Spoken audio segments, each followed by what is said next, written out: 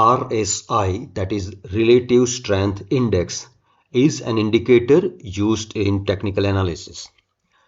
This indicator is used to detect overbought or oversold positions in the price. So generally, RSI value of 70 or above, that indicates that instrument is on overbought condition, and RSI value of 30 or below 30, that indicates that instrument is on oversold condition. So formula is based on calculating average gain and average loss for last 14 days. So it has two steps. In step 1, we calculate average gain and average loss for last 14 days. In step number 2, we calculate average gain using different formula. In step number 2, we give weight of 13 to the previous average gain, and same way we give weight of 13 to the previous average loss. So formula is here. So we are going to implement this RSI formula using Google Sheet. So let's get started.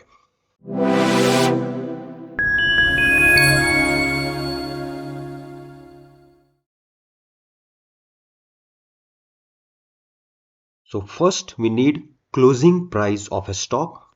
So from here I select this Infosys as a stock, and for that stock we get closing price of that stock using this formula, that is I use Google Finance, specify script as NSC colon name of that script as Infi. I want to find out closing price, and I consider start date as 1st September 2025 till today. I want to get closing price of this stock. So once I hit that formula, I'll get closing price starting from this date till this date, that is 26th December. That's the last trading session on Friday. So we get closing price of this stock. Now first step is that we want to find out gain and loss. So for that we find out what is a change today with reference to the last trading session. So it will start with day number 2. So we say we find out change, that is today's closing price minus previous day closing price, that is D5 minus D4. So that will give me change. So once I find change, I copy this formula at all the places. So I'll get change daily. Now based on this change, we'll say that whether it is a gain or it is a loss. If it is positive, it is gain. If it is negative, it is loss. So we'll put this change into either gain or loss column. So we write this formula, that is my change value is greater than 0.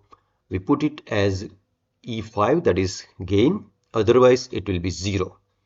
In the same way for loss, if value of this E5, which is change, is less than 0, we consider as loss. Now when we put a loss value we have to consider as positive. So when change is negative, we multiply it with -1, so we get positive value.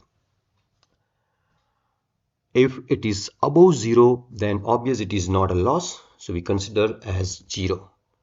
So this is formula for my gain and loss. So we just copy paste these two formulas at all the places.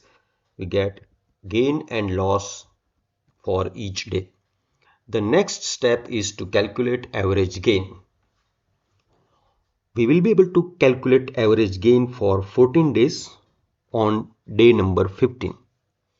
So let's see the formula for that. So here formula is, we consider sum of gain of last 14 days, that is starting from F5 day number 2 till F18, that is day number 15. So we have total 14 observations. We do sum of those, divide by 14, and we do rounding with 2 digits. So we'll get value of average gain. Same way average loss is simple. We consider loss values of last 14 days. We do sum, divide by 14, and we say round with 2 digits. We'll get average loss value. Now RSI is average gain divided by average loss. So that formula is here. We have average gain, that is H18, divided by average loss, that is I18. We round with 2 digits, so we get RS value. And RSI is formula is like this. We have 100 minus 100 divided by 1 plus RS, where RS is in J18 column.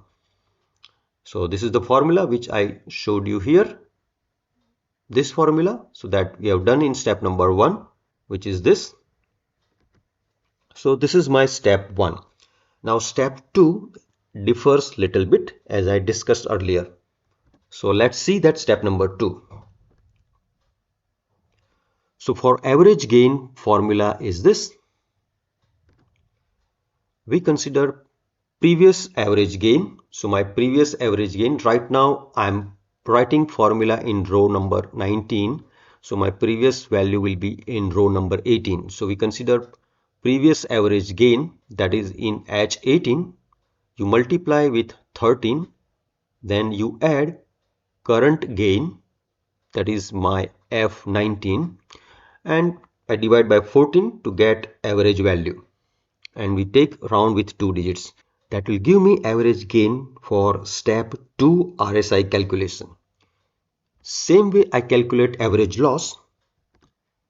So we consider previous average loss, multiply by 13, then we add current loss, that is G19. I add it, divide by 14, then I take round with 2 digits. I will get average loss for step 2 RSI calculation. The next formulas are same as in step 1, that is my RS will be average gain divided by average loss, and RSI will be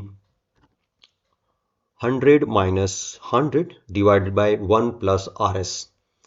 So using this formula, I can calculate RSI value using Google Sheet. What is RSI value on the last trading session? That is on 26th December. It is 64.41. Now let's validate whether this calculation is correct or not.